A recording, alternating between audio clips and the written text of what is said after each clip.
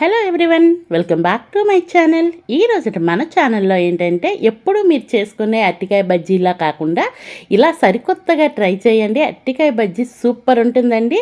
అరటికాయలను అయితే ముందుగా మ్యారినేషన్ చేసి ఇలా బజ్జీలు చేయటం వల్ల తిన్న ప్రతి బయటలోని రుచి అయితే అద్భుతంగా ఉంటుంది. మీరైతే ఫుల్గా వీడియో చూసేయండి, ఎక్కడ స్కిప్ చేయకుండా. ఇక రెసిపీ అయితే స్టార్ట్ చేసుకుందాం. ఇక దీనికోసం అయితే నేను ఇక్కడ ఒక 2 అరటికాయలు తీసుకున్నానండి. ఈ అరటికాయలు పండినట్టు ఉన్నాయి కదండి, కానీ ఇది దేశవాళీ అరటికాయలు. ఇలా కనిపిస్తాయి కానీ లోన పచ్చిగానే ఉంటాయి. దీనినైతే ఈ అరటికాయను పైన ఉన్న తొక్కని పీల్ చేసేయండి పీలర్తో. వీడియోలో చూపిస్తున్నాను చూడండి, ఈ విధంగా పీల్ చేసేసుకోండి. కొంతమంది పీల్ చేసుకోకుండా కూడా ఈ అరటికాయ బజ్జీని చేస్తూ ఉంటారు. మీకు ఏ విధంగా నచ్చితే, ఏ విధంగా మీకు అలవాటు ఉంటే ఆ విధంగా అయితే చేసుకోండి. నేనైతే అరటికాయల్ని పీల్ చేసేసుకొని అటువైపు ఇటువైపును ఉన్న చివర్లలో అయితే కట్ చేసుకోండి. ఇంకా రెండోది కూడా సేమ్ ఇదే విధంగా కట్ చేసుకోండి. అలాగే ఈలోపు అయితే మీకు చిన్న రిక్వెస్ట్ అండి, మన ఛానల్ ఇంతవరకు ఎవరైనా సబ్స్క్రైబ్ చేయకుండా చూస్తే ప్లీజ్ అండి సబ్స్క్రైబ్ చేయండి. వీడియో నచ్చితే లైక్ చేయండి. ఖచ్చితంగా మీ ఫ్రెండ్స్ అండ్ ఫ్యామిలీ మెంబర్స్కి షేర్ చేయండి. నేను ఇక్కడ అరటికాయలను అయితే ఇలాగా సన్నగా కోసి పెట్టుకుంటున్నానండి. చాకుతో నచ్చితే చాకుతో కోసుకోవచ్చు, లేదు అంటే ఇలాగా పొటాటో పీలర్ ఉంటుంది కదా, దాంతో కట్ చేసుకున్నా కానీ చాలా ఈవెన్గా వస్తాయి, అలాగే పల్చగా కూడా వస్తాయండి. ఇలా అన్నింటినీ కట్ చేసుకొని నీళ్ళల్లో వేసుకోండి, కలర్ మారకుండా ఉంటుంది.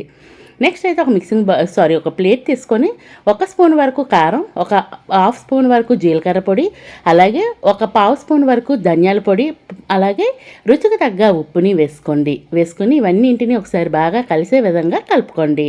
ఇలా కలుపుకున్న తర్వాత 1 స్పూన్ వరకు నూనెని వేసుకొని మనం వేసుకున్న స్పైసెస్ అన్నింటినీ ఒక పేస్ట్ లాగా అయితే రెడీ చేసుకోండి. ఇలా రెడీ చేసుకున్న పేస్ట్ని అయితే కనుక ముందుగా మనం కోసి పెట్టించుకున్న అరటికాయ ముక్కల్ని నీళ్ళల్లో నుంచి తీసేసి నీళ్ళేమీ లేకుండా ఈ ప్లేట్లోకి వేసుకొని నేను వీడియోలో చూపించిన విధంగా మొత్తం అరటికాయ మొత్తానికి ఈ స్పైసెస్ అన్నీ బాగా పట్టే విధంగా ఇలాగా కోట్ చేసుకోవాలి. నేను వీడియోలో చూపిస్తూ ఉన్నాను చూడండి, ఈ విధంగా అన్నీ ఇదే విధంగా కోట్ చేసుకొని పక్కన పెట్టేస్తాం. ఒక 5 నిమిషాలు పక్కన పెట్టేస్తే ఈ ఉప్పు కారం అనేది ముక్కలకి బాగా పడుతుందండి. బజ్జీ తిన్నప్పుడు చప్పచప్పగా లేకుండా చాలా రుచిగా ఉంటుంది. అన్నింటినీ ఇలా రెడీ చేసుకొని ఒక 5 మినిట్స్ అయితే పక్కన పెట్టేయండి. నెక్స్ట్ వేరే ఒక మిక్సింగ్ బౌల్ తీసుకొని 1 కప్పు వరకు అయితే శనగపిండి తీసుకోండి. అలాగే 1 కప్పు శనగపిండికి 1 కప్పు వరకు బియ్యం పిండి అండి, రైస్ ఫ్లోర్ని తీసుకోండి. అలాగే ఒక 1/2 స్పూన్ వరకు వాముని తీసుకొని క్రష్ చేసి వేసుకోండి. అలాగే 1 స్పూన్ వరకు కారాన్ని వేసుకోండి. నెక్స్ట్ అయితే రుచికి తగ్గ ఉప్పుని వేసుకోండి. ఈ బియ్యం పిండిని ఎందుకు వేసుకుంటున్నాము అంటే బజ్జీ చాలా క్రిస్పీగా రావడానికి బియ్యం పిండిని వాడుతామండి.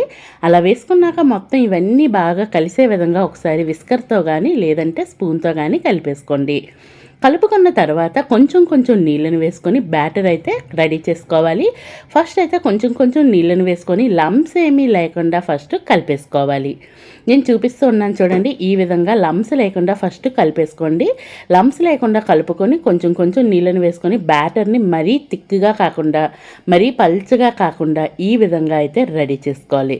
చూపిస్తున్నాను చూడండి, ఇలా రెడీ చేసుకున్న తర్వాత ఇందులో ఒక చిటికెడు వంట సోడా వేసుకోండి. వంట సోడాని వేసుకొని వంట సోడా ఎక్కడ లంప్స్ లేకుండా బాగా విస్కర్తో కలిపేసుకోండి. ఇలా కంప్లీట్గా విస్కర్తో పిండిని కలుపుకున్న తర్వాత ఇందులో అయితే 1 స్పూన్ వరకు నూనెను వేసుకోండి. ఈ నూనె వేసుకోవడం వల్ల బజ్జీ మరింత రుచిగా ఉంటుంది, అలాగే చాలా గుల్లగా కూడా వస్తుందండి. ఆయిల్ పీల్చుకోకుండా కూడా వస్తుంది. ఈ ఆయిల్ వేసేసి మరొకసారి బాగా కలిపేసి పక్కన పెట్టేయండి.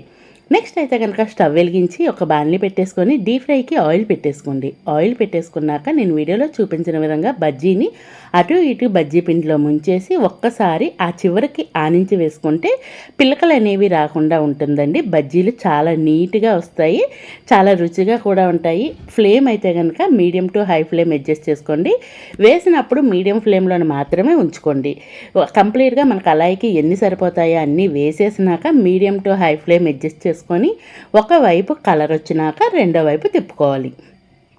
ఇలా 2 వైపులా మంచిగా కలర్ వచ్చి మనం వేసినప్పుడు బబుల్స్ ఉన్నాయి కదా ఆయిల్లోని, ఆ బబుల్స్ లేకుండా చల్లగా అయ్యేంత వరకు, ఆ బబుల్స్ చల్లగా అయిన తర్వాత మనము ఈ బజ్జీలను అయితే కనుక ఆయిల్లో నుంచి బయటికి తీసుకోండి. చూస్తున్నారు కదా, బబుల్స్ ఏమీ లేకుండా కూల్గా ఉంది కదా ఆయిల్, ఇలా కూల్గా ఉన్నప్పుడు బజ్జీల్ని ఆయిల్లో నుంచి పక్క తీసేయండి. నెక్స్ట్ ఇంకొక వాయి కూడా అదే విధంగా వేసుకుంటున్నానండి. సేమ్ నేను చెప్పాను కదా, బజ్జీ పిండిలో ముంచినాక ఈ చివరికి ఆనించి వేసుకుంటే పిలకలు అనేవి రాకుండా నీట్గా ఇలా వస్తాయి. ఇలా వీటిని కూడా అన్నింటినీ ఇదే విధంగా రెడీ చేసుకున్నాక మీకు మళ్ళీ చూపిస్తాను. అలాగే ఇంకా మన ఛానల్ని సబ్స్క్రైబ్ చేయకపోతే ప్లీజ్ అండి సబ్స్క్రైబ్ చేయండి. వీడియో నచ్చితే లైక్ చేయండి. ఖచ్చితంగా మీ ఫ్రెండ్స్ అండ్ ఫ్యామిలీ మెంబర్స్కి షేర్ చేయండి. ఫైనల్లీ రెసిపీ అయితే రెడీ అయిపోయింది. చూస్తున్నారు కదా, లుకింగ్ ఎమ్మీ కదా, టేస్ట్ కూడా అంతే బాగుంటుంది. ట్రై చేయండి. ట్రై చేసినాక